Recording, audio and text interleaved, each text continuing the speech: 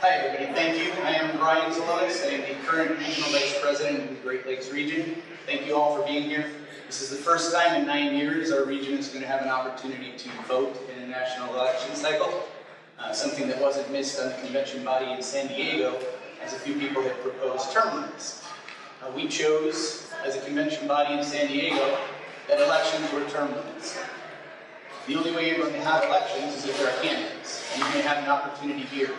Even with this election going on, in our current election cycle, there's only four offices for the National Executive Board that will be chosen by the members. The rest are unopposed. That's something we have to change. If you were to tell me early this year that I was going to run for national president, I would tell you there was no chance I was going to do that. For those of you that know me, my desire to be national president faded away when my son Xander was born. And I had a long time plan to retire at the end of this year. That did change for me. It changed for me recently. I was put in a position where I questioned expense. I wasn't happy with it. I was not happy with the answer. I looked deeper into it, and it led me to what ultimately was Robert Poole's testimony in 2017 that I was not aware of. And Robert Poole credits NACA, among others, as the individuals that asked for privatization to begin in 2013, May of 2013. Shortly after that, I found a video with our president in June of 2013, sitting next to Robert Poole stating, "We're signing up for the discussions. We're going to be a part of these discussions." That was June of 2013. I do not dispute anything that we did as a board when it came to fighting for you on privatization, starting in the fall of 2013. I was part of that. I worked on it, I worked with everybody. But at the time, in June of 2013, we were constitutionally bound to fight privatization, to spare no reasonable expense, and to do everything lawful to prevent privatization.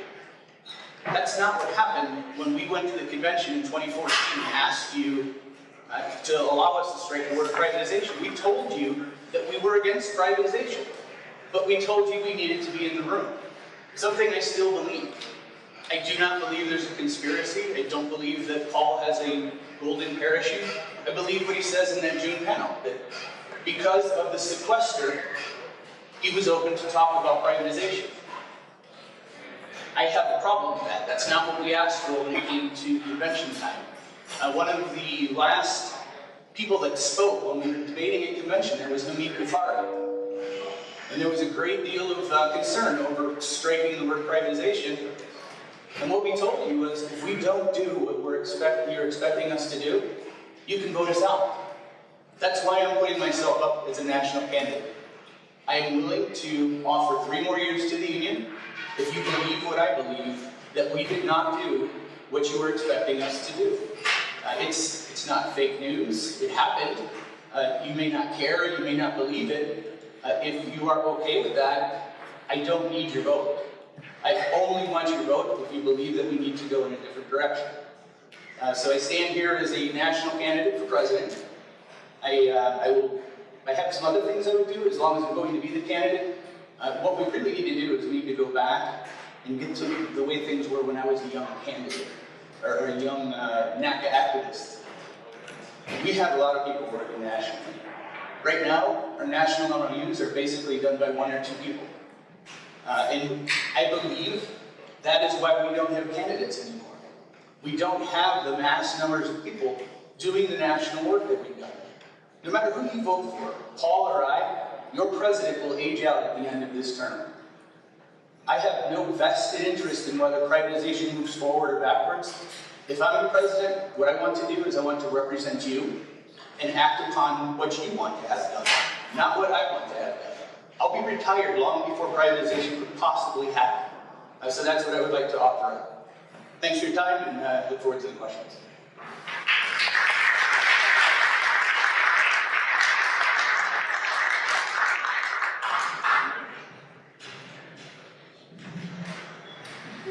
Good evening, brothers and sisters. My name is Dave Riley. I'm a controller at Denver Tower. Thank you very much to Tony, Sandy Derwin, and Bob Ottma for coming out and taking care of the video tonight. I appreciate everybody coming out to not only participate in a great event for the curling, which is really a cool thing. I've never seen that live. Of course, we've all seen it on the Olympics, but also coming out here to participate in the Candidates Forum, be a part of this great organization we call NATCA. Of the four of us up here tonight, I'm probably the least known to all of you here, is that I'm not from the Great Lakes region, nor do I currently hold a national position. I'm going to tell you a little bit about myself, who I am, so you get to know me a little bit better, and then you guys can go from there. I was born in northwestern Illinois, moved to Denver when I was a young kid, graduated from high school in Denver, Colorado, joined the Marine Corps out of high school, spent 9 years in the Marine Corps as an air traffic controller. Deployed in the Desert Storm. I got hired by the FAA in September of '97 at my first facility, Prescott Tower in Arizona. When I got involved in NATCA, shortly after I became a CPC as the VP there, eventually as the FAC rep. I moved to Phoenix Tracon, worked there for about 3 years before I moved back to Denver, my first opportunity to kind of get back towards home and where family is, which was very important to me, and I'm sure very important to all of you. I served as many of the officers at Phoenix Tracon while I was there. I was also the FAC rep. And then at Denver Tracon, my first facility in Colorado, I also served as the FAC rep and also as the alternate regional vice president for the Northwest Mountain region under then RVP Scott Farrow. I served in several other capacities throughout my time in NATCA. Oh, I'm sorry, I forgot I'm at Denver Tower currently. I moved there about 4 years ago after spending 9 years at Denver Tracon. I was on the National Finance Committee when I was in the West Pacific region, and I was also on the National Finance Committee for the Northwest Mountain region recently until about 2016. And I'm currently serving as the FAC rep president of the Denver Tower local. I've been through basic FAC rep training, arbitration, advanced arbitration training, most of the trainings that NATCA offers for FAC reps that we would expect. NATCA legislative activists for years and years have built some great relationships in both Arizona and in Colorado with all of our legislative officials over the years. The goals that I have for running for executive vice president are pretty simple. I think we really need to look at and increase our fiscal responsibility, our accountability, and transparency when it comes to our finances. Those one of the biggest questions that we get from a lot of members is, where did my dues money go? Where does it go? What do we spend all this money on that we're giving? We just raised our dues in a lot of cases. We changed our due structure. Where does all our money go? I think that's definitely a goal that we need to have as an organization, is to increase that responsibility. We need to take a look at what we're doing with our dues monies. I also believe that we need to be constitutionally accountable to our membership. The Constitution is a contract between you, the membership, and us, the leadership, on how we run the business of the union. The delegates institute the amendments and the resolutions that are in the Constitution saying this is what we want you to do, and we have a responsibility to do that. We need to be constitutionally accountable. I also believe we need to pursue corporate excellence in running the business of NATCA. We have an obligation to you as the membership on what we do with our dues money, but also how we run ourselves as a business with our national office staff and our national office. I also believe we need to broaden our communications when it comes to the decisions that we made, and also we need to return to checks and balances to the 2 top leadership positions that we have in NATCA. I'll stick around and answer some more questions, and I'll be around after the forum as well if you got any questions, but also please be sure to visit my website at drevp.com and also my Facebook page as well. Thank you very much.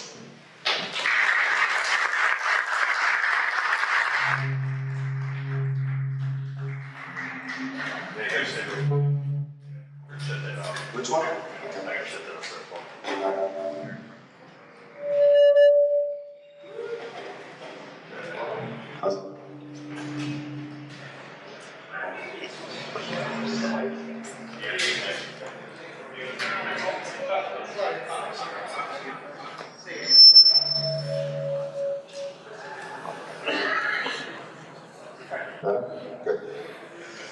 brothers and sisters. I'm Paul Rinaldi, I'm an acting president. A little bit about my background. I was hired in 1991, went right to Dulles Tower Tracon at Dulles Tower. 1994, I became the vice president there. 1995, even before I was certified, I became the fact rep at Dulles. I served as a fact rep there for 8 years, from 1995 to 2003. During that time in the Eastern region, I did our legislative committee. I was an original member of our ASI committee, which is our Air Safety Investigation Committee. I ran our third level grievances, which is called PAR now in the Eastern region, for 4 years. I served 3 years as the ARVP, alternate regional vice president of the Eastern region, from 2003 to 2006. 2006, I was lucky enough to get elected to be the vice president of this union, and that's when the imposed work rules happened. During those imposed work rules, I formed a speech called union busting and exposed the FAA for what they were doing, and went all around the country to talk about being united, you and I staying together, solidarity and unity, not fracturing, not splitting, but united as one. And in 2009, I decided to run for president because I saw this union needed to go into a different direction to become the answer to the problems in the NAS, not the problems of the NAS as we were painted by the Blakey administration. I was blessed enough to be elected in 2009 as your president, and you bestowed a trust in me. That trust I hold very sacred. It's a trust that I have in you and you have in me, that you have asked me to continue to fight for you and work for you and make sure that we bring benefits to our membership, we protect our profession, and we do everything we possibly can to make our work environment better, which in result makes our home lives better. We then went down the road in 2009. Trish Gilbert was the executive vice president elected, and we decided to change our course of what we wanted to do. We wanted to build a road of collaboration. And that road of collaboration was not easy. But brick by brick, we built that road. Communicating with you everywhere. Trish and I go out to member facilities at least 3 to 4 times a month, talk to you about how important it is in collaboration. We focus on delivering results to our membership. Results like ATSAP, professional standards, fatigue mitigation, the NEST, NSAP, staffing our facilities properly, closing the loophole in Title 49, getting all of our units under a collective bargaining agreement, a fair collective bargaining agreement with pay raises. And we did that. So for 9 years, we've been working down this road of building this road to collaboration. We're in a good spot. We're in a very good spot. But now is not the time to stop. We have number 45 in the White House, and if anyone is paying attention, there's some nasty stuff coming out to attack our benefits, attack our retirement system, come after our pay, whatever they can do. We are very strong legislatively. Over the last 9 years, we went from $3 million in our PAC to $8.6 million in the PAC. What that does, that gets us in the room, that helps us build a relationship with Democrat and Republicans alike, so that we can have an enacted majority on the Hill to protect us from bad things from happening, or help us pass good things that will make our lives better. We were able, when nothing's getting passed in legislation, we were able to streamline our hiring process so that we can get more people through the academy and get more people into our facilities. We were able to bring back our retired military control program, which HR decided they didn't want. So we're doing really well. And that bond that I have with you has never been broken. I would not do anything to weaken, hurt our union, hurt our membership. Every day, I put my shoes on for 12 years to fight for you, our profession, and our membership. I did not scale down. I did not check out. I did not say I was going to retire. I just said I'm going to keep fighting for you for as long as you wanted me to. And I'm asking for 3 more years because we have 6 members, new members on our National Executive Board. And then Trish and I do time out, and we need to mentor them. We need to develop them so that there isn't a speed bump. And we continue to grow this union in collaboration to deliver results to our membership. That's what it's all about. I humbly ask that you vote for the next 3 years, and in solidarity, I remain.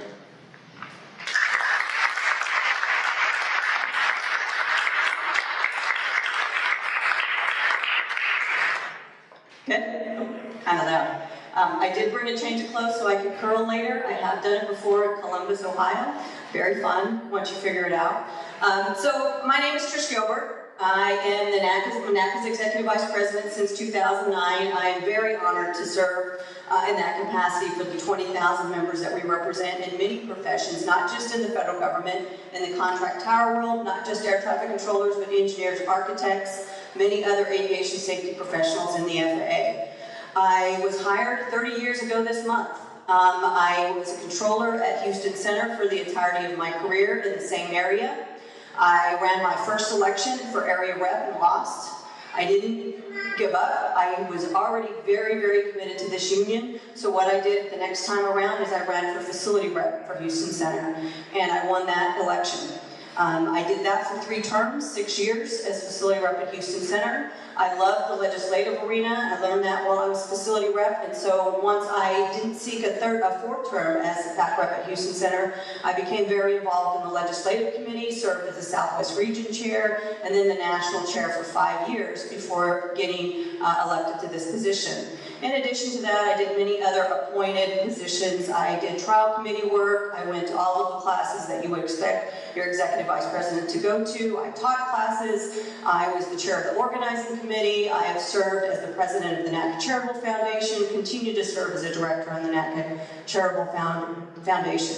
As your executive vice president, I want to talk a little bit about what that role entails, because I think there is maybe a misnomer on what the day-to-day work looks like for executive vice president.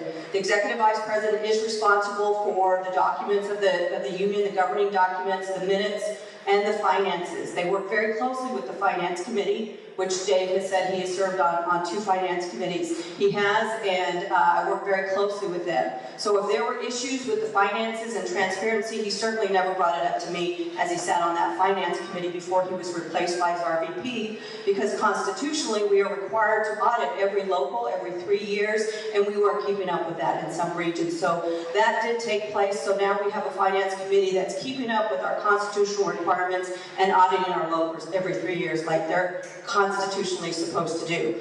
We do have NACA employees, 50 of them. Some of them are very, very talented. Unfortunately, a couple of them we've had to let go over the course of the last 9 years because you pay dues. We expect them to come to work, and once in a while we have an employee that we unfortunately have to let go. But for the most part, many of them are very, very committed to you, to this union, to the national airspace system.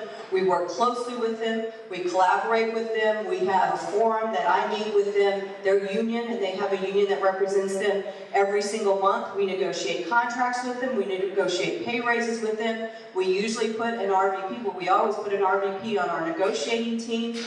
We have many RVPs that do collateral duties outside of their regions for this union, because we believe the entirety of the executive board should be involved in the work of their union, whether it's safety technology work, whether they're on the national validation team, they work on our training committee, they work on our NEST process, they work on OSHA work, they work on drug and alcohol, subject matter experts on that. All of these things our RVPs are involved in. So it is not just a couple people, it is not just Paul and I. There is an army of people very, very involved in this union, not just our 50 staff. We couldn't do what we do without our volunteer army, which is our activists. This week alone, we had our legislative activists up and working, making the phone calls, sending the emails to ensure that this bad piece of legislation wasn't going to get any momentum. Well, this bad proposal to become legislation wasn't going to get any momentum on the Hill. And they did phenomenal work trying to kill anything that might show up on the defense bill, which was moving this week. NACA in Washington, as you know, is coming up in 2 weeks. That same legislative army is keyed up to get those 400 to 500 activists in the city so we can deal with the proposals coming out of the administration and OPM like we've done for the last 2 years. So there are so many people involved in this union. I just find it a little disingenuous, to say the least, that there would be any kind of accusation that a couple of people are making all of the decisions. That couldn't be further from the truth. And if any of you are involved, and many of you are, you know that is not the reality. If you come to Washington, D.C. and walk through our office, you will see committee after committee after committee working with our staff, accomplishing the many things that we provide to the NACA membership. So with that, my time is up, and I hope that I can count on your vote. I am willing to serve another 3 years very, very passionately, just like I have since I was elected back rep at Houston Center back in 1994. Thanks.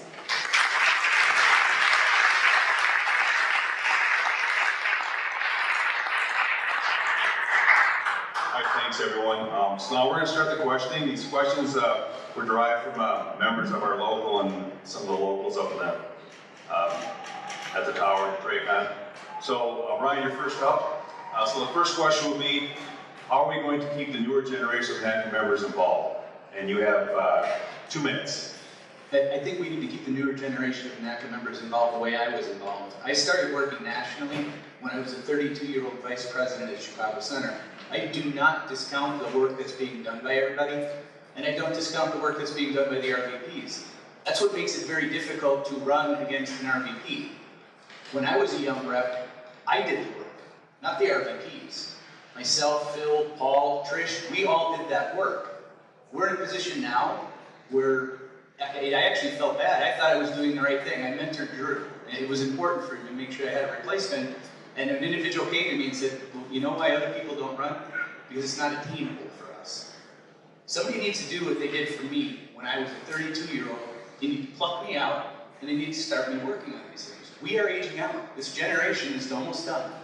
If we do not have the younger generation working, you're not going to be ready. You're going to have to hang on to us as contractors, and I don't have an interest in doing that. Okay, thank you. Dave, you're next. All right. Same question. Same question? Yes, same question. Absolutely, keeping getting the younger generation involved is vital, and encouraging and inspiring them to participate in the training. You know, I got involved because I went to my first convention in Alaska, and I saw this great organization at work. I was able to sit back and watch the delegates, including myself, amend the Constitution that we have. I saw the dynamics that was, and I was truly inspired. So being able to encourage the younger members that we have to participate, to come out to events like this and see what goes on with this organization, that it's not just something you contribute to in your dues every month. It's an organization that you can be a part of, that you can participate in. Your voice can be heard, your opinions can be heard. That's how we inspire our younger members and get them involved, and selecting them, putting them in positions, giving them opportunities to develop as union reps and see how they handle those challenges, and then to encourage them to educate themselves and get more involved as they continue on with their careers. All right, thank you, Dave. Paul? Yeah, well, that's exactly what we've been doing for the last 9 years. If you look at John Bradford's involved, he's our organizing committee chair. We have a young organizing committee. If you look at, he's also on our benefits committee. He's a future leader. Look at Nick Daniels and what he's doing in the Southwest region. He's the back rep of Fort Worth Center. I put together, against some people in this room and even some people at this table, I put together the youngest collective bargaining team to go to the table because I wanted to make sure this union had future leaders that knew how to collective bargain a term agreement. And I was lucky enough to get Drew on that team, and I'm really happy that you're going to have an RVP in this region that knows the contract inside and out, and we're able to continue to facilitate the great work that collective bargaining team did. That slate book is the best book that we have ever had. So I am focused 100% on the next generation, and that's what I'm going to do for the next 3 years. While we have 6 new board members at a minimum, continue to take them with Trish and I to these meetings, to the AFL-CIO meetings. I was just up at ITF in Montreal with Andrew, introducing him to people so that he could see what we do nationally. Because what Trish and I do nationally is not just internally in the United States, it's throughout the world. We are a presence everywhere. And we have to start bringing the next generation of leaders, and the RVPs with us. And Steve Hansen is really involved also, and he could be a next leader of this union. It's not just coming from the RVPs. When I ran for executive vice president, I was a RVP. When I ran for president, I was the executive vice president. It doesn't have to come from within. I've never been an RVP. All right, thank you, Paul. Trish, go ahead. Same, I was never an RVP. I went from legislative committee, from a committee to executive vice president, did serve my terms as FAC rep. We created a future leaders panel that was presented to the membership at 2 conventions. We had some of our newest activists, FAC reps, committee members present to the convention body the work they were doing. At the last convention in Philadelphia, we had some of our youngest members put on a panel about staying involved and getting active in our union and how to get others in the newer generation of activists to get involved, and that was just done in Philadelphia. We did future leader dinners and breakfasts at both NAC and Washington, Communicating for Safety. We were invited 20 to 30 newer members to just sit down with us and discuss what was important to them in their union, kind of explain to them how they could get involved. We brought in some leaders from throughout our organization to also sit down with them, and it was kind of like a speed dating thing. We went around the room and sat table after table and answered their questions and presented the work that all of the individuals did. Paul mentioned the Young Slate book. That was to make sure that those of us that were going to be gone by the next time we went to the negotiating table weren't completely gone and not available, that we had a newer generation able to take on that task. You mentioned Nick Daniels. Our NVT team is extremely young, our national validation team. Brody McCrae, and I think all of them are under 40 for sure. We also have many women involved. We have Don Johnson, who chairs our Reloaded Committee. Sam Navarro's on our Reloaded Committee, a fact rep in Seattle. We have many women on our Legislative Committee, and we are trying to not just reach our younger members, but we're trying to diversify and reach our women and minorities as well to be more active in our union. All right, thanks, Trish. Now we're going to open up to the audience, so hopefully to make this a good panel, we'd like to have the participation of everybody here. So Dave, you'll be the first up, so do we have any questions from the audience? Come on guys, any questions? We got to have some questions here.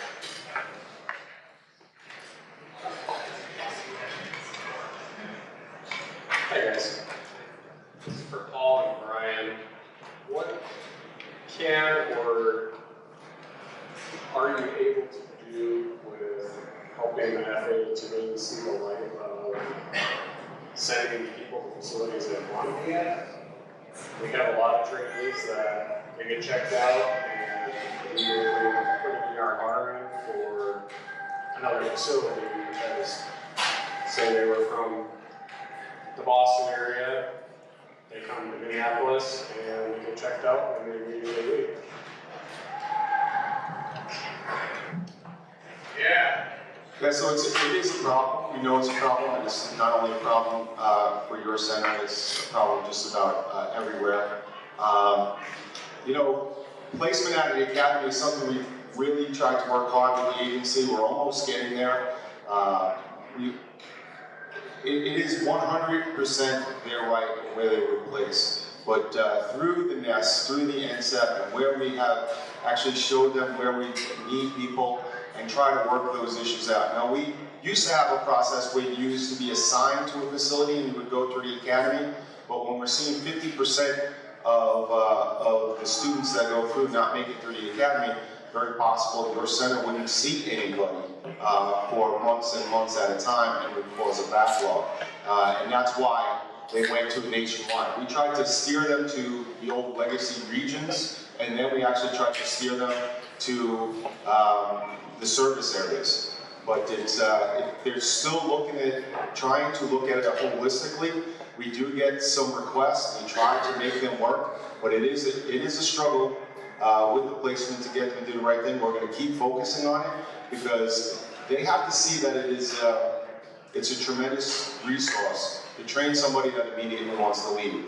Now, in your building, it's maybe because they don't want to live in this climate, I guess, or they're not from here.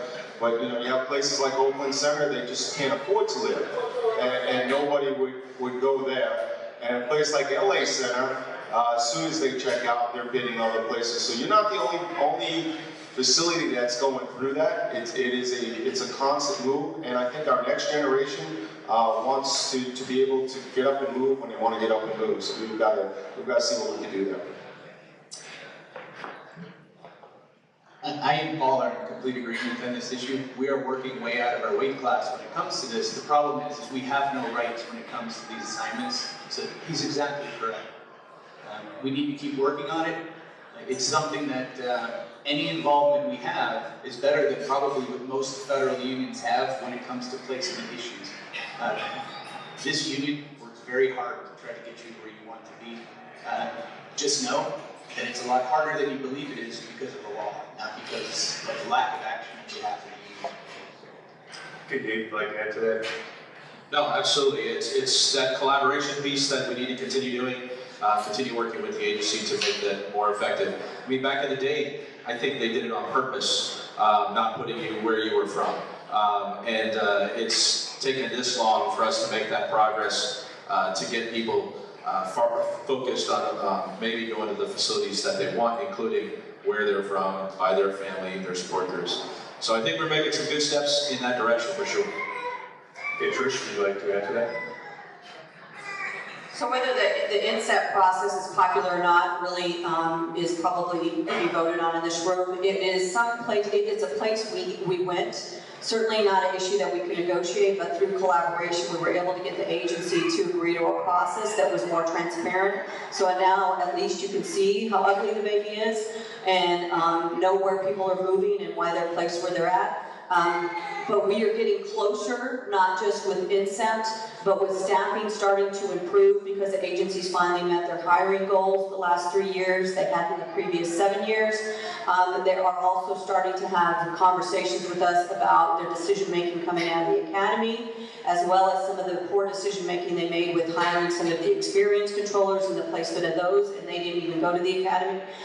Those doors are starting to open up a little because they've made some significant mistakes, and that's where we really then were able to get in there and convince them to be better at where they do how they do this work. And so it's something, again, as everybody said, we continue to work on. It is not as simple as proposing something and we don't get an agreement, we get a mediator, an arbitrator in. This is a non-negotiable issue. Well, it's a permissive subject anyway. I guess that would be debatable, but we are involved and we are collaborating on those issues and we'll continue to do so. Okay, thanks. So we still want to open it back up to the audience. So any more questions? I'll bring the mic back to you.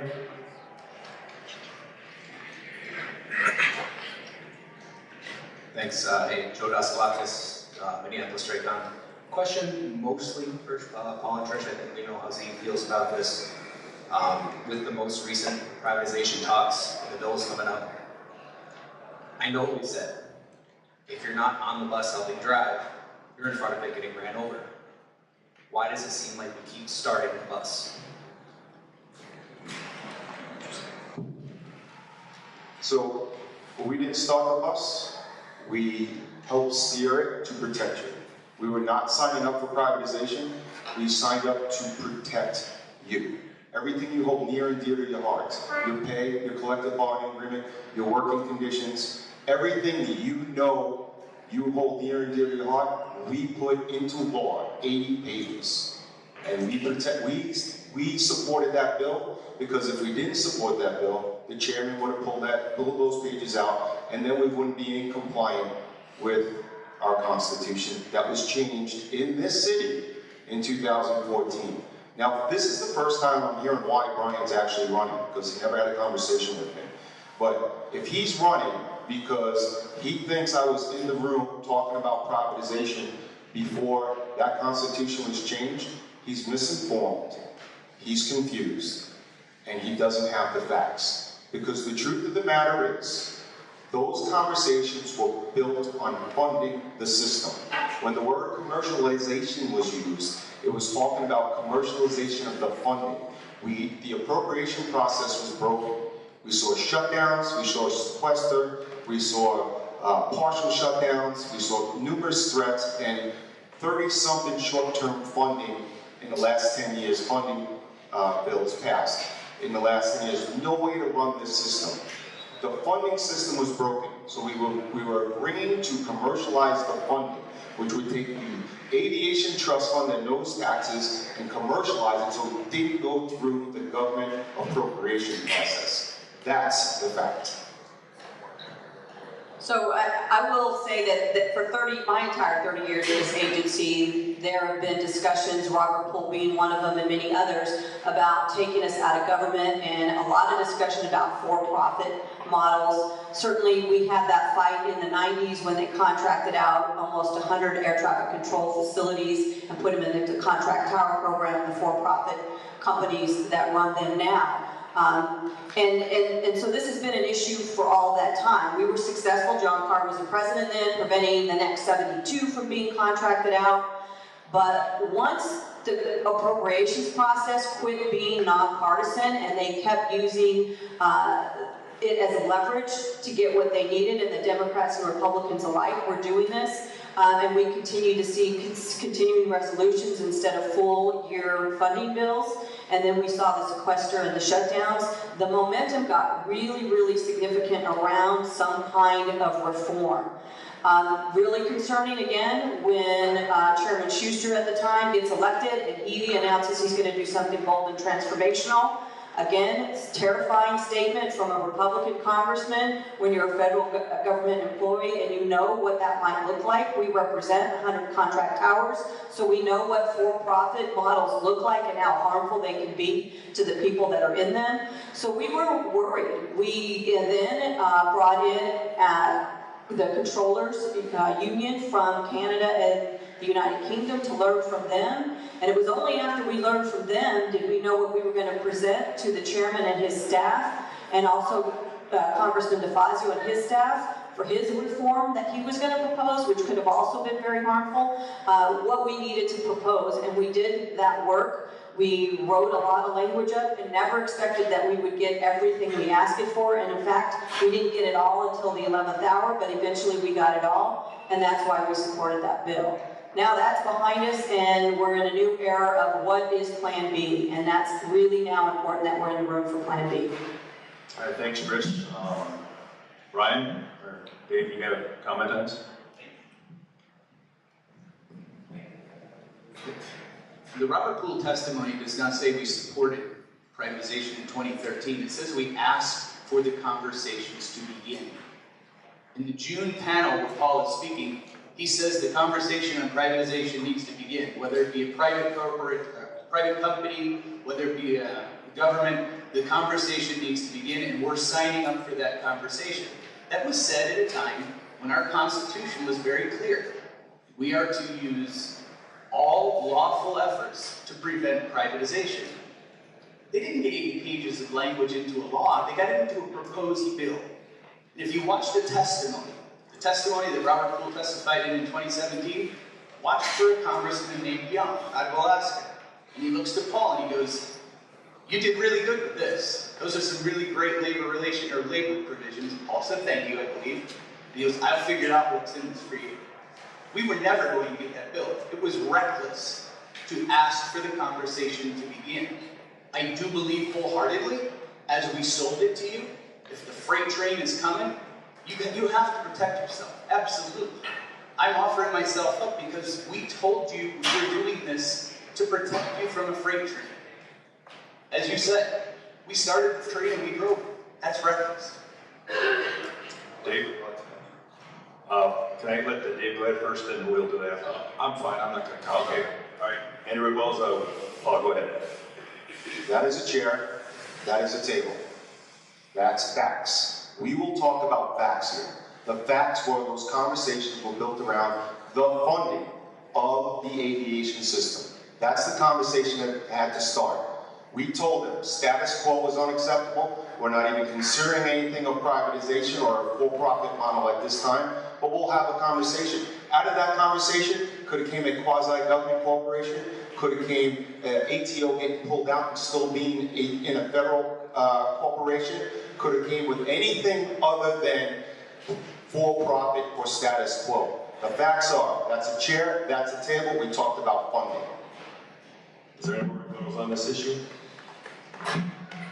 I would like to add one point, and I will give her credit. Bruce Stillwell, former executive vice president, made the comment on social media where this is all over, is that how many times, and people in this room, any fact rep in this room, you hear it all the time, you walk by the manager's office and they claim NACA agreed to this. You hear stuff come from the national level, NACA agreed to this from the FAA side.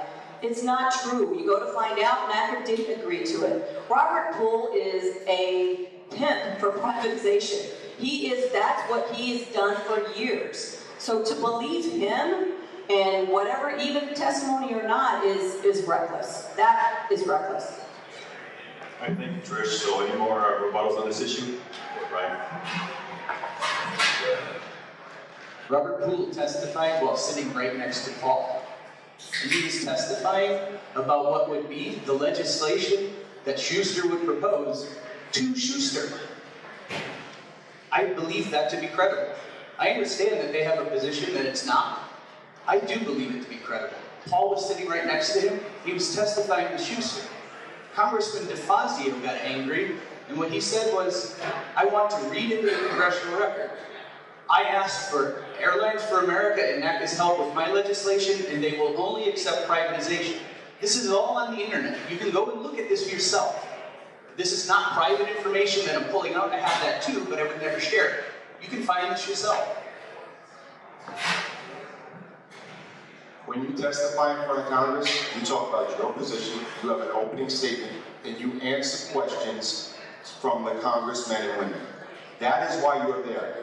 You're not there to debate with the other panelists. That is for the congressmen and women to debate. That is their time. They give you 5 minutes, you work on your 5-minute opening, and then you answer their questions. I didn't even know what Robert Poole was saying, because I didn't care what Robert Poole was saying, because I was saying what I'm saying. And I'm answering questions to protect our membership. That's what you do when you testify in front of Congress, which I've done over 10 times. I'm telling you right now, there is a bond that I have with you, and I didn't break it. He is misinformed or lying. It's that simple. Any more comments from the panel on this issue? Okay, we'll take another question from the audience. Let me get back here.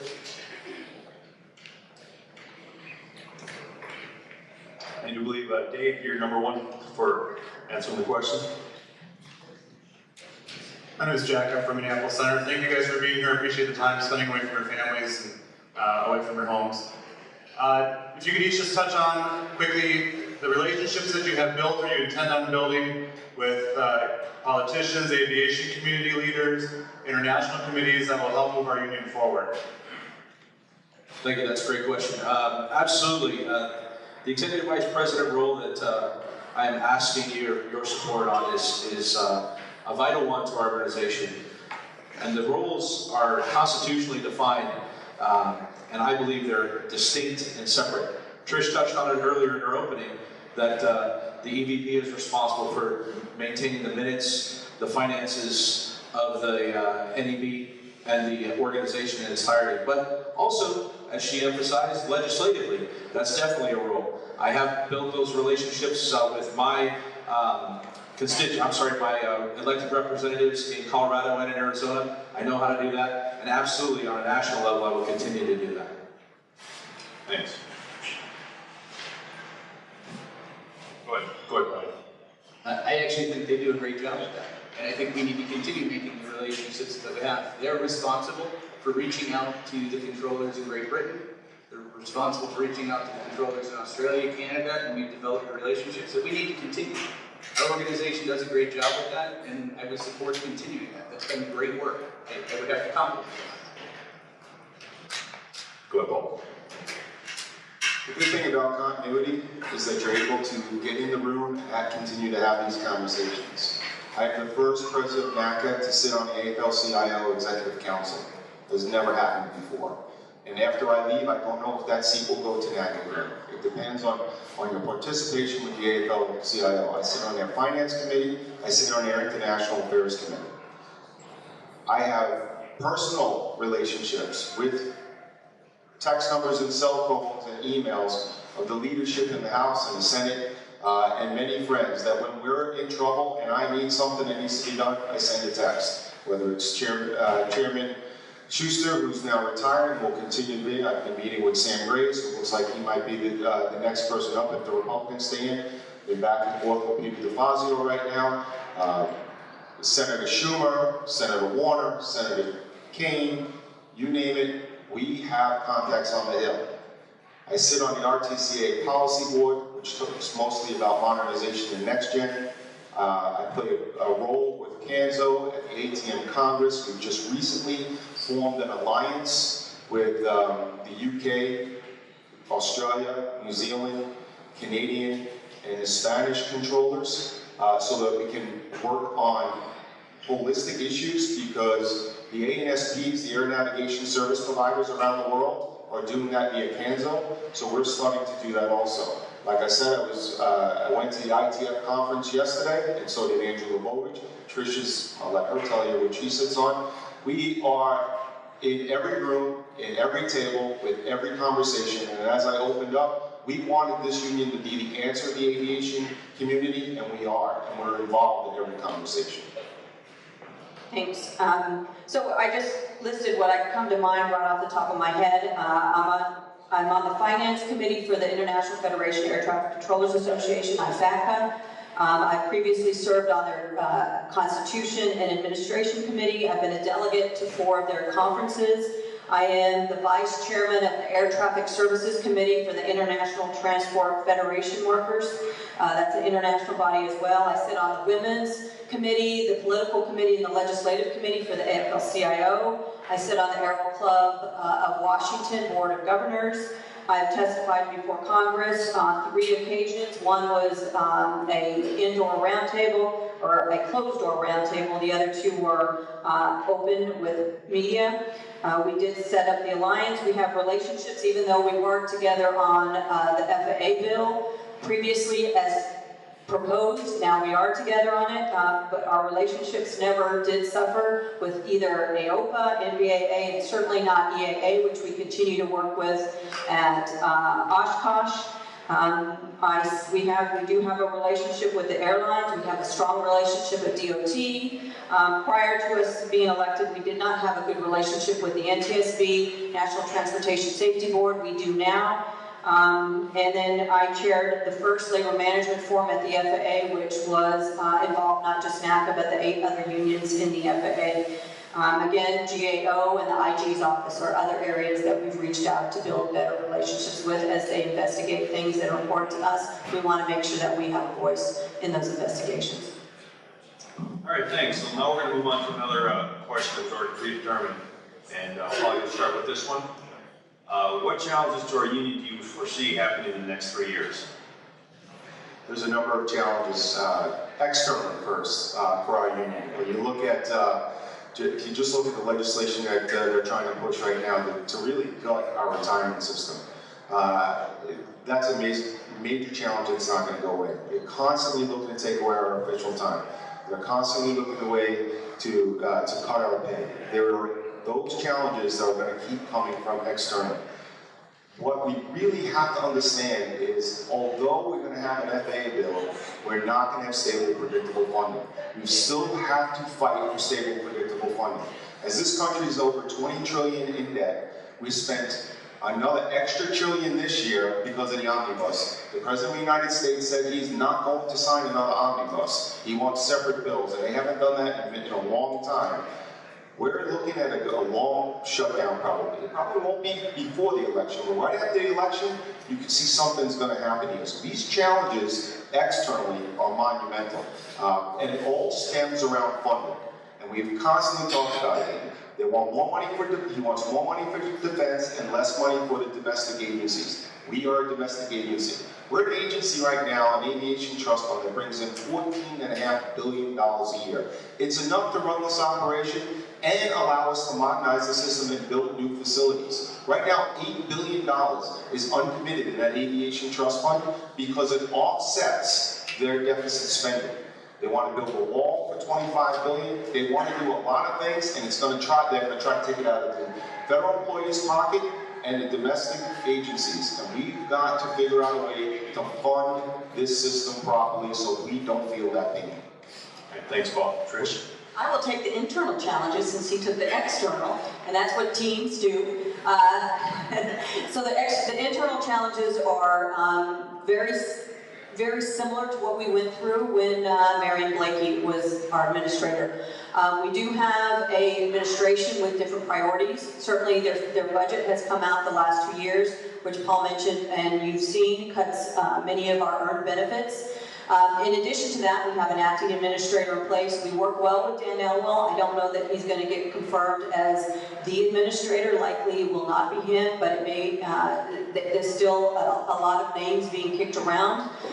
What comes with a new administrator and a new administration is a new set of priorities. We almost have to convince that new group that comes in with their political appointees the significance of involving their workforce, the importance of collaboration, how the system runs, because they all think they know how the system runs, and then sometimes that brings about some poor decision making. Usually it always brings about poor decision making.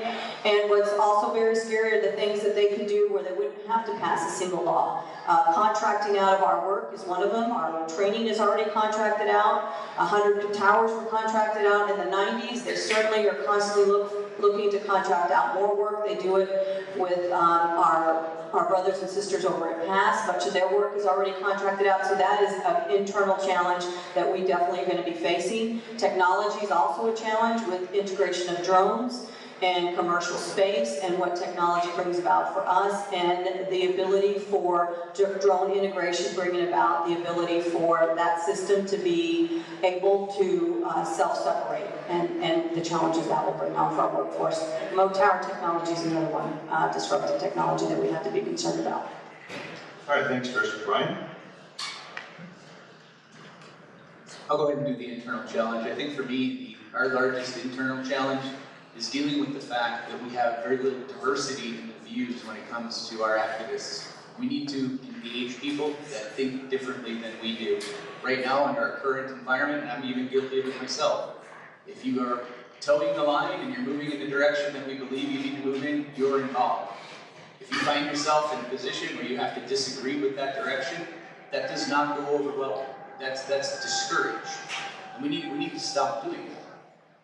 I blame myself for not looking into the privatization issue earlier. When people came to me and said, you guys are pushing privatization, I participated in belittling them on Facebook and on social media, telling them, no, we're just doing this to help you. If I had just listened to them and actually said to myself, I need to actually spend some time finding out why they feel this way, I would have drawn this conclusion earlier. We need to stop doing that. All of us need to stop doing that. We have to become more diverse in our ideas. Thank you, Brian. Dave? Internally as well, I've mentioned it in my campaign media, the financial responsibility that we have. We need to take a long, hard look at the relationships we have with contractors, consultants, and some of the long-term contracts that we may have. How we are saving money. Are we saving money? When I did sit on the finance committee, when we went through the budget process, it was very easy for us to try to allocate money into our set-asides, into our savings account, and it seemed that that was the first place where we went to for balancing the budget, was reducing how much money we were putting into savings. We are going to have fights ahead of us. We need to be prepared.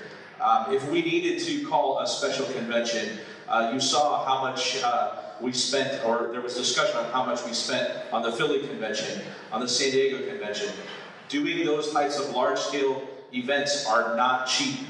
We do not have a large amount of money. We do have some great assets, in the Krasner building and such, but we do not have a lot of savings that we could pull off these events where we may need to get the delegates in one room. So we needed to face that challenge and take a long, hard look at how we are spending our money.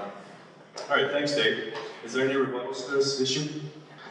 I'll talk a little bit about the finances. So we have not ever spent more money in a fiscal year than we brought in.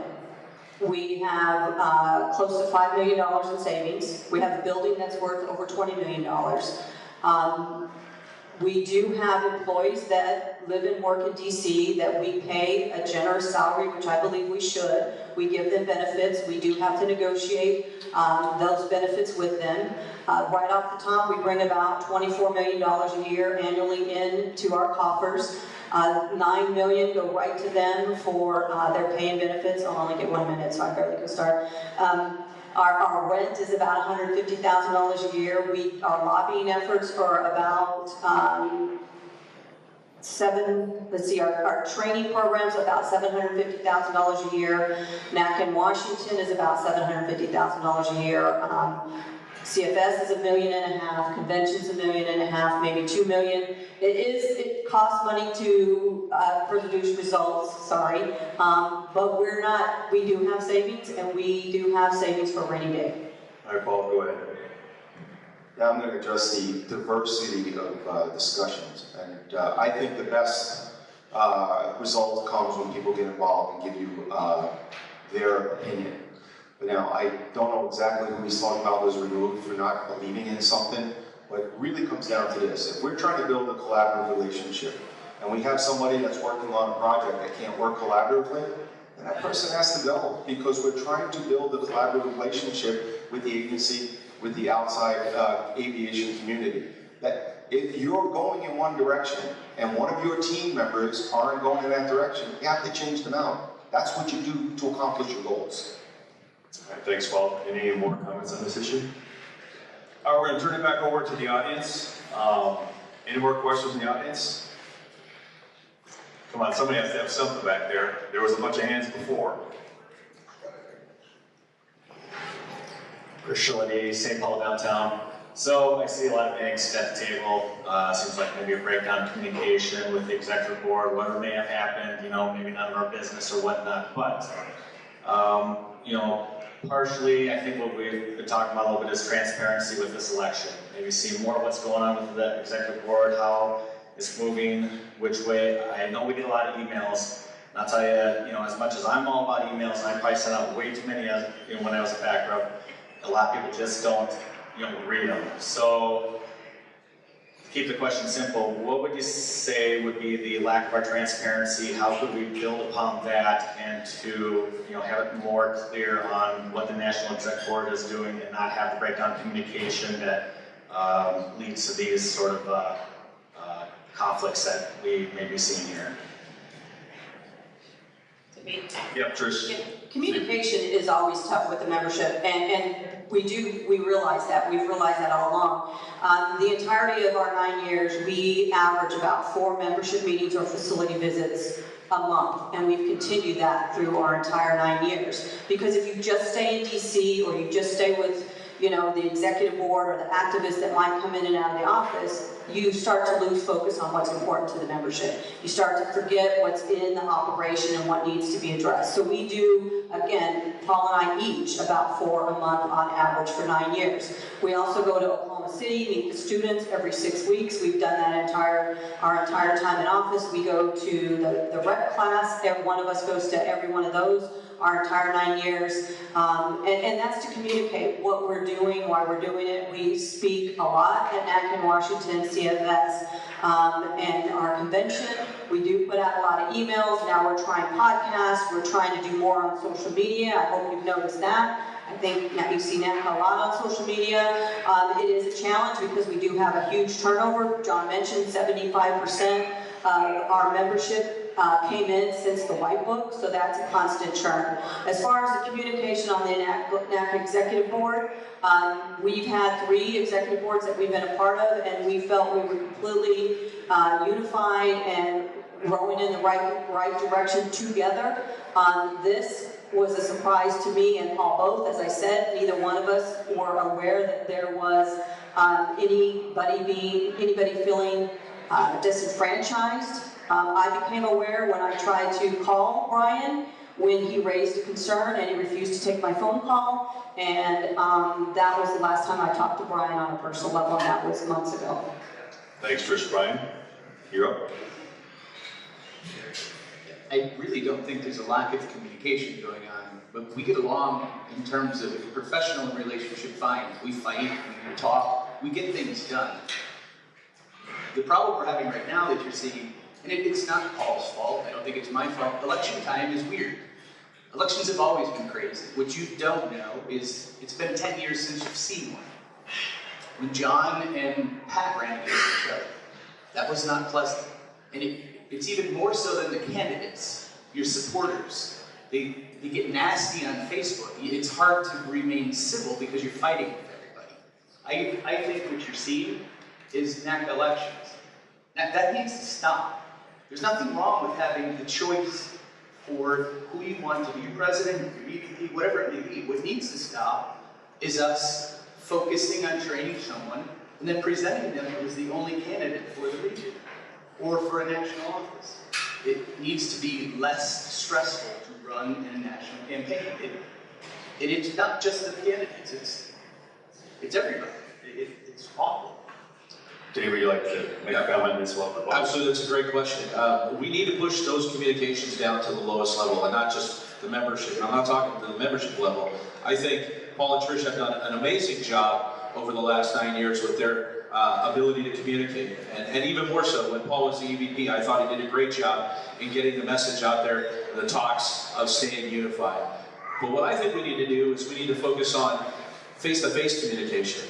Getting the RVPs out into their regions, having those regional meetings with not only the FAC reps, but the meetings with the members in the different areas that like to show up. Some of the biggest turnouts we have are when the leadership has an event in their region.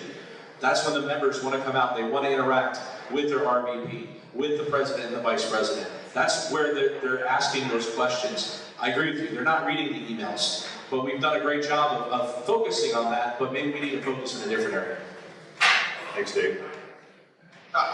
We're doing everything we possibly can to communicate, and we'll continue to adapt as the next generation comes in, and they don't want Facebook's for the old people now, and Snapchat. And I have kids in their 20s, and they tell me what the next wave is to communicate, and we'll continue to adapt to that.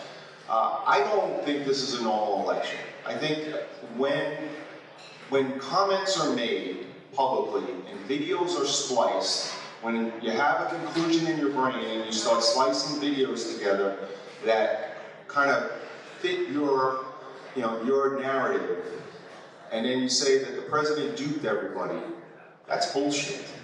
That's not what NAC election's about. And I was around when John and Pat ran against each other, and I ran against Ruth and Pat, and we never did that to each other. We talked about the issues, we talked about what we wanted to do with our union. We never said somebody was going to do something bad for our union, or did something bad for our union. So that's a bunch of nonsense. And at the end of the day, a choice is good, a voice is good, and we should have elections, but it should be based on facts. A chair, a table, the truth. And if it really is because I said in a panel that where I have been on a conversation that says we should start the conversation would start with Bill Schuster, as soon as he became chairman, even before he became chairman, saying he wants to do something bold and transformational. That starts the conversation. Then you give us a sequester, you give us a shutdown, you give us furloughs. We're looking for funding. And they tell us you're not going to get funding unless you get reform. Let's start the conversation. Because I don't want the controllers going through furloughs and sequester and shutdowns anymore. We started the conversation. We didn't agree to anything, because I knew what I could agree to and not agree to. But we started the conversation. The best way to fight it is to be in the room when the conversation is happening. It's nonsense. Anybody rebuttal? Brian? I provided links to everything that I have brought up, and I would encourage you to make your own decision. It's the conclusion I drew. Yes, it's my conclusion, and I provided the links. It's open, it's available. Watch the whole video. It's not one time, it's many times that it's stated over and over the course of an hour and a half panel discussion. The testimony, it's there, watch it, make your own decision. I want you to make your own decision. If you're okay with what we did as an e-board, coming to you and saying strike the word privatization because a freight train is coming, I'm okay with that. My passion for being the president is to deliver on what we told you. If we didn't do what you wanted, you could vote us out. You needed a candidate for that.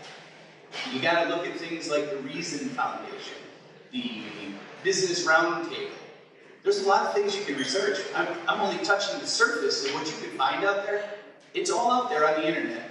What we did in participating and starting that discussion. All right, any more rebuttals on this issue? Okay, you got another minute. The bottom line is, it was not about privatization. It was about funding. And that was the conversation that was going on in 2013. When we changed our constitution in 2014, it wasn't until 15 that Chairman Schuster said he's going down this road. We knew what he was doing. He told us what he wanted to do. Hell, he did 3 trips to Canada with codels of senators and congressmen and women and FAA people and a secretary. We knew what was going on. We knew exactly what was going on. And just because that conversation is going on doesn't mean we agree to anything. We didn't agree to that bill until like 3 hours before it was put out, because there was a piece of legislation that had an intent that it quite possibly could have negatively impacted our annuities for retirement, and we weren't agreeing to that until it was fixed. So we didn't agree to anything until February of 2016. All right, any more comments on this That's how issue? you fight privatization, by the way, being in the room and stopping it from happening. Okay, this first question is for Brian. You're going to start out with this one. If a bill came before Congress tomorrow that moved the FAA out from under the federal government, that had most of what NACA would need, but not all, would you support the move?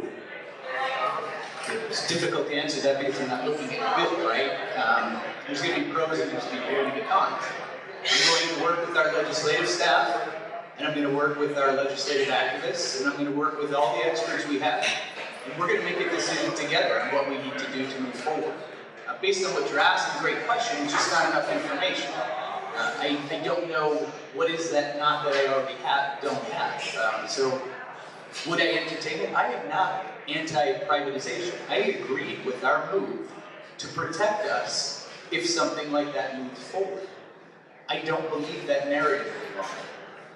I would absolutely want to be in the room if this was moving like a freight train and it was going to happen, and I would want to shape it. And if it was something that worked for our membership, yes, there's nothing wrong with that. Thank you. Dave? I'm against privatization. We have been against privatization for years. However, I did support our board's position on the AIR Act as it was proposed. I felt that it was the best protections that we did have. However, I did have some questions about it, some very strong concerns. Not only did it give us the protections going into this quasi-governmental corporation, but what happens next? What happens for the next generation of air traffic controllers? It may have given us some protections throughout the term of our contract, but what happens after that? I don't know. About the governing board, there was a lot of concerns about the influence on the governing board of that quasi-corporation. I don't know. How much influence would we have? Would it be less than the influence we have now? A lot of questions about it. It's one of the reasons I'm against it fundamentally. However, I did agree with the staff that this is, and the NEB, that this is the direction we need to go to protect ourselves. But there's a lot of questions.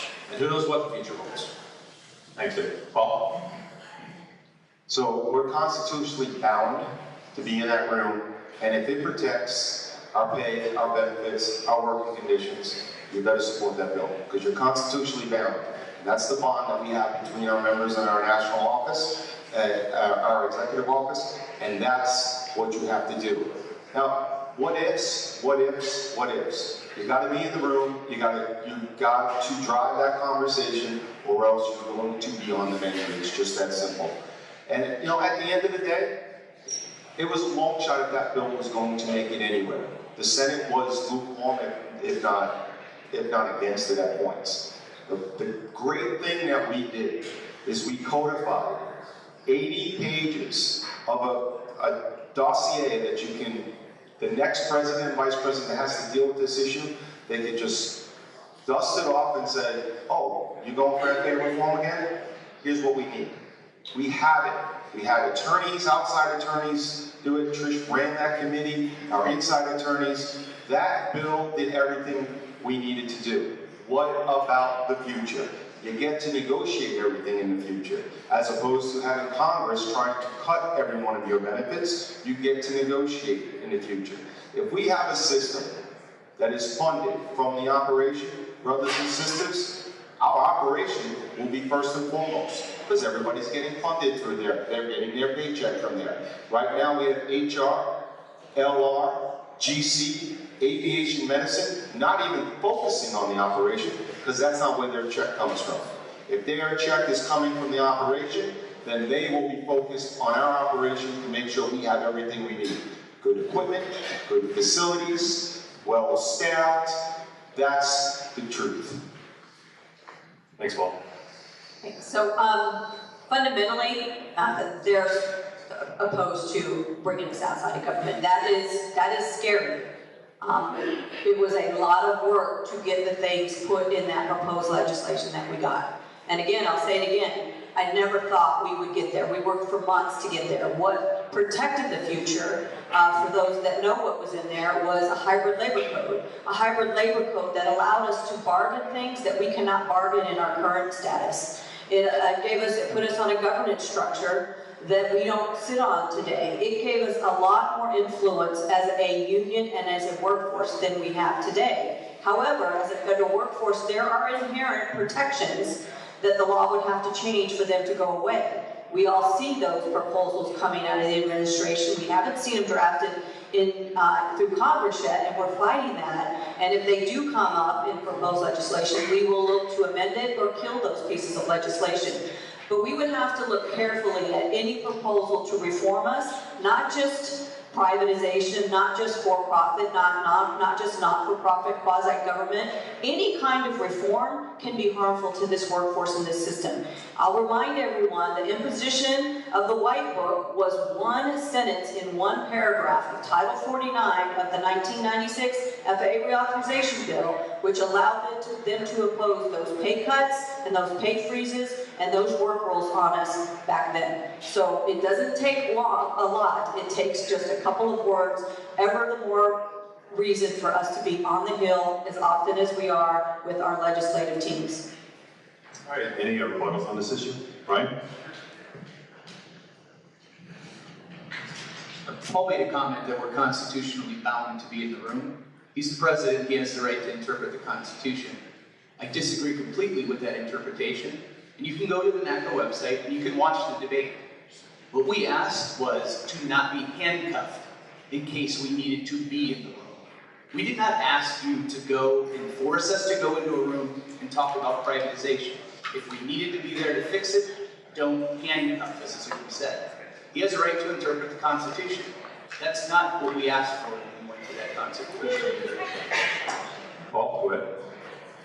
You need to read the PS Rule 2 and 5. It says, if something is there, get in there and protect us. You are bound to protect us. You're bound to protect the members. Any more statements on this issue? Okay, we're going to open it back up to the audience. Some of you guys wake up back there. Any questions on the audience? Okay. Hi. So clearly I'm a big PAC supporter, always have been, at least since I got here and found out about it. Ryan, on your information that I was able to find, you were talking about us needing to have more disclosure to the membership about how we're operating our PAC. How would you recommend doing that? And also not be creating hatch-back violations, and also protecting our union is really kind of what I want to know about it. I'm not sure I completely understand how we can do that. And then also what Collins and Trish think as well. Yeah, initially what I would like to start doing is open reporting monthly to the National Executive Board. Our issues with Patch Act violations are that we can't solicit, we can't talk about the PAC while we're on duty time. It doesn't say that we don't have a right to know where our money is going. I recognize that there are PAC issues that you have to deal with, right? And I don't know the answers to all those things. How I would hand that down to the membership, that's going to take a big discussion. That's going to take legal advice. That's going to take the advice of our legislative team at NACA. But in terms of providing the NEB with monthly reports, there's nothing wrong with doing that. That's not something that Paul and Trish started. We just never have gotten that. It's just something we should have. Go, Paul. All the NEB had to do was ask them to give them the reports that we receive once a week, and we'd actually even hold back if they wanted to vote on it. This process has been in place even before I became Executive Vice President in 2006. If you want a monthly report, it's an ongoing report for the congressional year. It's on the NACA website behind the firewall, so our members don't get in trouble. That's exactly where it needs to be. It's reported and updated every month, every 6 weeks, depending on how much money we spend in a cycle. It's been that way for the longest time. Any member can go see it. PAC is transparent. You can go to opensecrets.com and find out where we're spending our money.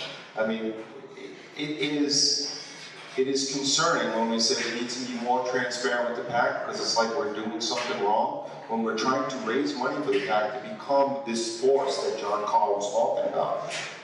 It's out there. You just have to do 2 clicks and you can find it. Right now on the NACA website, members only. It's that simple. Go, Trish. I would just say that the NACA Executive Board is a leadership team.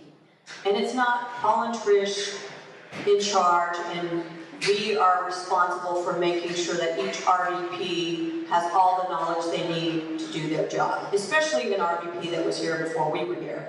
They have an obligation to ask for something that they're not getting if they feel like they're not getting it. They shouldn't be coming out when they're running for office and saying, I never knew this, I never got this. They should be asking, as a leader in this organization, for information that they feel they truly need. And the fact that they never did makes me wonder, and I would suffice it to say, probably didn't know it was on our website, to be honest. But it is, and it's always been on our website. The RVPs have transparency into the PAC through their legislative committee members. Every legislative committee member from every region which is appointed by their RVP has a weekly meeting with our legislative team about where our PAC money goes. They give recommendations to Steve Widener, who's our legislative chair, who votes on the recommendations that are presented to Paul and I each week. We review it and we raise issues if we have concern. Otherwise, they have the authority to strategically disperse those PAC funds as they see for the best interest of our union, and they do a really, really good job, and they're subject matter experts on it. And if we don't really intervene unless we see something that maybe they're not aware of, that we would like to time differently or better or less money, more money. But the RVPs have yet to show any interest other than the briefings they get from Jose Ceballos, our Director of Government Affairs, or from Steve Widener, which they do get briefings from them. We clearly will give more if that's what they're looking for. I'd like to give Dave a chance, please. Do you have anything to comment on that? Go ahead, Brian. I would like to know more than just where we're spending. It is very easy to see where we're spending, why we're spending. When you go to our PAC and you see we've given money to a Republican leadership PAC run by Boehner, and their sole purpose is explained on the internet to retain the Republican majority within the Congress. I don't want to know what the reason was after I challenged them on doing that. I want to know what the reason was on the front side. Because, yes, their Schuster leadership was very promising to us. There's a lot more language out there that the Republicans have on us that's harmful, taking away our retirement. I would like to see why we're spending. And it's not them. It has always been that way. And I even said that on my website. It's not something that started with Paul and Trish, but it's something we should know. Go ahead, Paul. Yeah, it's like I said, it's been on the board for 12 years. All you got to do is ask. You want to change the process, we'd be more than happy to discuss that. Why would we give it to the Speaker of the House? I mean, it's kind of self-evident. The Speaker of the House really controls the floor time. We're building a relationship with that Speaker to make sure we can stop bad things from happening. We don't just give to Democrats, we give to Republicans, and we look for a NACA majority so we can stop the bad things from happening. That means we have to engage with the Republicans. That's a fact of life. And that's what we use our PAC for, to build that relationship, let them know who we are, and let them know the truth of what we do day in and day out. Therefore, they're on our side. We've been able to beat back a lot of bad legislation because we give to the Speaker of the House, because we deal with Republicans, because we deal with independents, and we're not the quintessential labor union that only gives to Democrats. Okay, thanks. Any more comments on this issue? Now we're going to turn it back over to the audience. Any more questions back there? I'm going to ask you some questions. Nothing now. All right, we got a few more lists of questions over here we'll go through. So, start with you, Dave. What will you do to ensure that dues money will be used in the most efficient manner?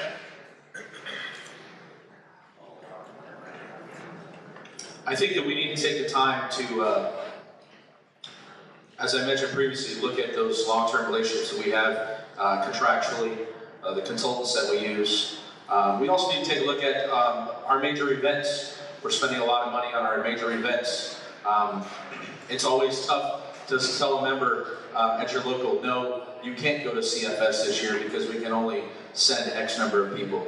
No, you can't go to convention because we have to get a delegate there and we have too many people going. Those are tough questions to answer. It's a tough position to take, but maybe we need to do those kind of things. There's a lot of discussions that need to happen amongst the NEB, the board. They're the governing body. The executive vice president sits on that board and advises and gives input, but ultimately the decisions to be made are by your representatives, your RVPs, and we need to do that. We need to have those tough conversations for sure. Thanks. Paul? Sure. So the budget is voted on by the RVPs every year, not by me. I don't vote on the budget. The budget is set by those that govern each line item. They request money. The finance committee goes in to cut it to make sure it comes in underneath what revenue we're projecting to bring in. I assist the finance committee in that, but the RVPs set the budget for the next fiscal year. As far as cutting attendance at NACA in Washington, CFS, or convention, you know, to get, what do you want in the bank for a rainy day? 10 million, 20 million, 30 million, a building worth 2 million? Our reason for existing is to produce results for our members. And with the turnover we're seeing in our membership, the last thing you want to do is not bring them to our major events where they go, and that's where they decide where their place is in this union. That's where their fire in their belly is lit, and they say, I'm going to do this, and I love this, and this is what reason I'm going to spend my leave and give to the PAC and do all the things that I have done for 30 years. That's where it started for me. That's where it starts for our new generation. And to restrict attendance to save a couple more bucks because $5 million isn't enough in the bank, I think that's reckless. Paul? I think we do an outstanding job making sure we're fiscally responsible to dues paying money. Now, we talked about mentoring the next generation. Well, the way you're going to do that is to have a CFS and open it up for them to come, to have NACA Washington and let them learn the legislative process, to get them to understand what a convention is. Conventions are great events to build unity and solidarity and get your next activist, your next rep, your next back rep, your next ARVP or RVP or legislative person. That's what this is all about. The money is yours to mentor, train, get our union, keep our union running the way it is as a file machine. As far as these long-term contracts, no idea what he's talking about. We look at contracts either every 6 months or every 12 months, depending on the rotation of the contracts. Do we have people? Yes, we have highly trained people that go in on the hill and take care of a specific issue with a specific person, someone like Jerry Costello, who used to be the chairman of our committee. And he's in Illinois, but he goes in there and he works on Democrats, he works on Republican issues for us. It's pennies on the dollar for the results we get. So yes, we look at that constantly. We constantly look at where every penny is spent. But Trish is right. We don't get to vote on the budget. We put it in there, the Finance Committee, the NEB votes on it, and since I've been on, not one person has abstained from the budget. Not one RVP, or not one Finance Committee person. So they both been there. Just saying. Brian? Brian? I'd like to mention, I made no comment, so we both been there. I agree that we do handle our finances very well. I do think we could be more fiscally open. We could certainly provide more oversight to each other. I've never had reason to believe I needed to do that, but there would be nothing wrong with providing more fiscal transparency. Right now, when we watch each other, we only know whether the other budgets are over or under. We don't know about individual spending. Could we improve in that place? Yeah, we certainly could improve, but I don't have complaints. I'm not really sure where you're going there. Dave had a comment first. Go ahead, Dave. I just want to make a comment. I'm not saying that our current executive board doesn't know what they're doing, and they're absolutely reckless. I've said that they've done a great job. But these are the kind of conversations that members want to hear. They want to know that we're having these conversations. Are we being fiscally responsible? Are we being entrusted with their dues money? The question was about how do we look at being responsible with their dues money. These are all the kind of questions that I'm talking that we need to have. Not saying that we're not doing it now, but I'm saying that it needs to continue. All right, go ahead, Trish. So as a continuing role of reviewing our finances, we did propose going as an executive board a couple of times, going to a 3-year convention as we see resolutions coming forward that was seniority based. Our convention delegates have voted that down several times. So what we've introduced into our convention is more learning opportunities for our next generation. So we reviewed the cost of conventions by consideration for our delegates to go to 3 years. We restricted lodging for attendees at CFS for large locals last year to save money. We cut a dinner with our future leaders to save money, not a place we wanted to cut. We cut the space that we allow booths into CFS because for our internal groups, because we don't make money on them. We do review our fiscal issues constantly. Okay, thanks. Is there any more comments on this issue? All right, now we're going to go to closing statements. Each will have 5 minutes for a closing statement. And Trish, you are number 1 to go. Thank you. And thank you, Minneapolis, for putting on this forum. Brian mentioned it, Paul did as well. This is NACA silly season, and we haven't had one in a while. And I just want to be clear, I'm not opposed to an election.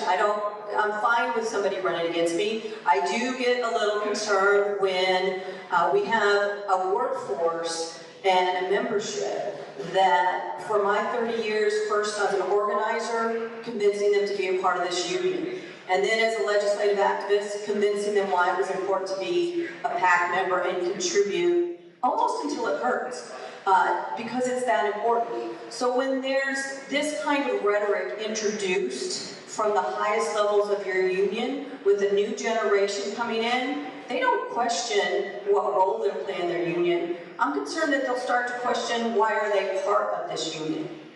And I don't want to go there because this union is great.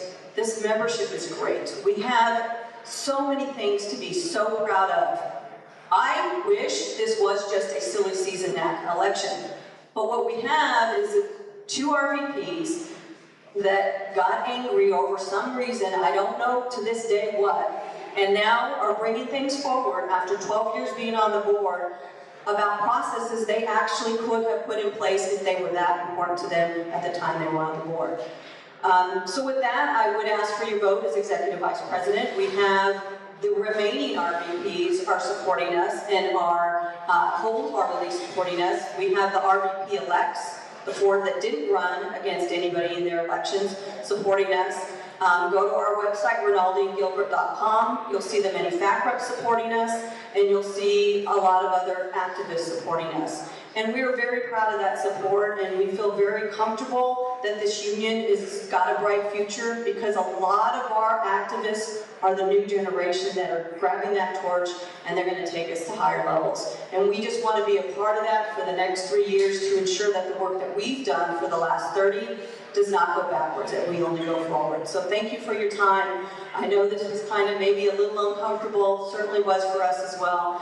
But I love this union, I love this profession, and I still have the energy that I had when I first was elected in my 20s to continue to serve with you and for you into my early 50s. So thanks for that. Bye.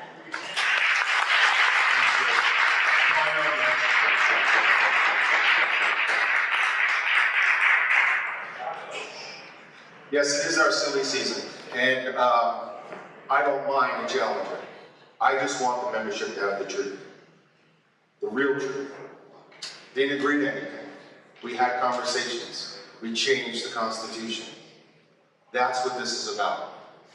The chairman came in, and he just sent us a letter last month when he passed what he thought was the best shot of bold and transformational, and said this union held their word. This union is a special group, and thank you for what you did. And when I came to you, you were reserved. You were worried, and we weren't. But we went there, we educated ourselves. With learning from the UK, Australia, from Canada. We learned what they went through, and they warned us. And he was there. And 8 out of 10 of the RVPs that were there are not buying this line from the old board. 8 out of 10 of the RVPs on this board are not buying that line either. And, by the way, many of the fabrics across the country that were part of the discussion are not buying that line either. They're not buying it because it is splitting hairs. I don't know what happened other than I told him, run to the finish line. I told him, do his job. Our members pay a lot of money in dues, and as the president, I will hold my RVPs accountable. Do your job. And he got mad. And he got mad at some other things, where I said, you can't tell someone to come out of collaboration. That is a board decision. That's not your decision. So it became personal against me. And I don't mind a personal battle. I'm good with that. But let's talk about the facts. Let's talk about the truth. 10 out of 12 NEB members supported this in the old board and supported it, actually unanimously supported it. But 10 out of 12 don't buy that line from the old board. 10 out of 12 don't buy that line in the new board. And all of our major reps across the country, ARVPs, RVPs, elects, are saying, we're not buying that nonsense. That's absurd. And that's what this is about. This is personal, and I'm good with personal, but you need to know the facts. I ask you for your support because for 12 years, I have put my shoes on and I have fought for you. I protected you, and that's what this union is about. I got in the room to protect you. I could have easily said, oh, hell no, we're not going to do that, Mr. Chairman, but please protect my membership. That was never going to happen. I protected you, and I took that tough fight because it would have been much easier to hold a sign and say, don't privatize me, bro, and just hope for the best. But you know what we did? We got in the room, we held our head high, and we fought for the membership. Because that's what your union's supposed to do. For your pay, for your benefits, for your collective bargaining agreement. For everything you hold near and dear to your heart, we fought for you. And I will continue to fight for you, and I ask for your vote for the next 3 years. Because I will fight for you to make sure that this union continues to grow and prosper and move on to the future and be prepared for any challenge in front of them. I thank you for your time. I had a wonderful time tonight, and I truly, truly do love this union.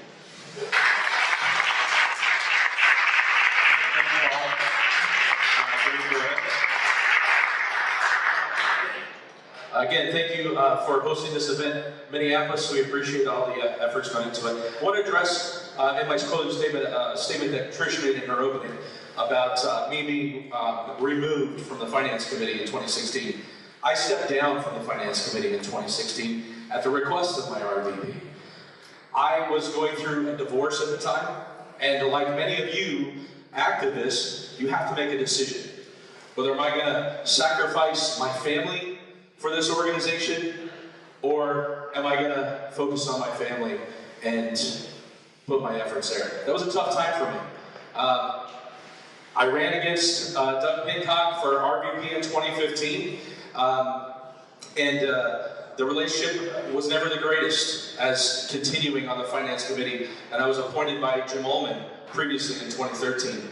So I was asked to step down because I wasn't able to get all of my audits done. I wasn't able, and I was also in training at the same time, which even compounded the problem. So I was in training, was going through a divorce. I couldn't spend my RDOs going out because we get no official time to conduct audits. We may get time to time from RVP's official time to do some work, but it's tough, just like all of you. So I had to make a choice, and I couldn't do all of my audits. That's very true, no question there.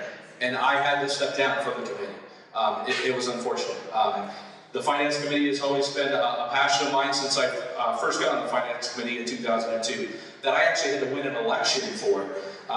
Back before we changed the Constitution, you had to be elected by the faculty of the region to be on the Finance Committee, not appointed.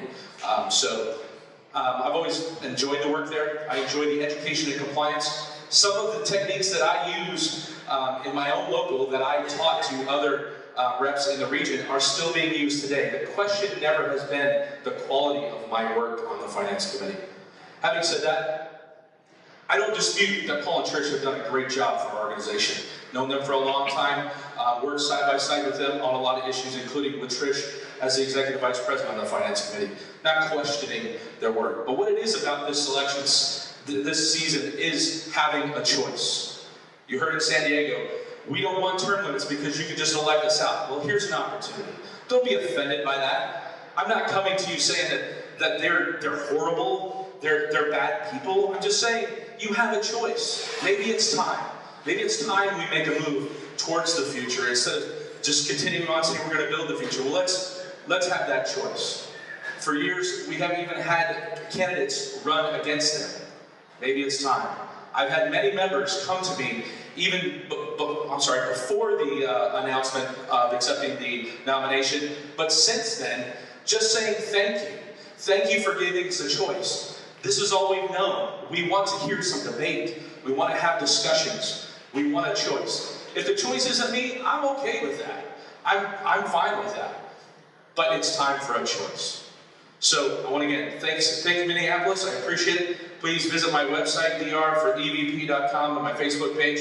If you have any other questions, do not hesitate to contact me directly. My phone number is there, my email. Don't hesitate. It's been a pleasure. Thank you very much. Thanks, Dave. Thank you very much. No matter who you choose, this union is going to be great. It's going to be great because of you. It's not because of us. We're here to serve. He can say that this is personal, I'll be like, if we ran against each other because something personal happened and we fought with each other, we would all have run in every election for every position on the NEB. That's what we do, we fight. We're passionate people. My decision to run was one of the most difficult decisions I was going to make. My 8-year-old son cried. I'm doing this because of one issue. He keeps saying that he didn't agree to privatization. I didn't accuse him of agreeing to privatization at a time when he was required to provide all lawful resistance and spend all reasonable expenses to prevent privatization. The man they called a liar, crazy, Robert Poole, we co-sponsored that panel. He put him on stage and gave him a platform to talk about privatization. They started the discussion. I never have said in any forum that they agreed to anything. They started the forum before they came to us at the end of 2013. He's changing the narrative. If you don't believe in what I believe in, I don't want your vote. And if you do, I don't want you to tell people to vote for me. I want you to ask them to go and look at what I've seen, what I've provided to you, and see if you see the same thing I did. Somebody over here said it best. Why does it seem like you keep driving the bus? We didn't agree to anything back then, but we drove the bus. And when we came to Minneapolis and talked to you at convention, we told you that the train was coming. If you watch the video, you will hear him say, we're not looking to privatize, that would be stupid. We're going in the room to fight off these bad ideas. We never came to you and told you we wanted to start working on privatization. We told you we wanted to protect you. And what I have a problem with is that we did start that. We started the train. It has nothing to do with agreeing with anything. When he was supposed to protect us via the Constitution, he sat next to Robert Poole and he encouraged the discussions, and he actually said he signed up for the discussions. In my opinion, that violated the Constitution. That was a big trust to violate. Thanks, Ryan.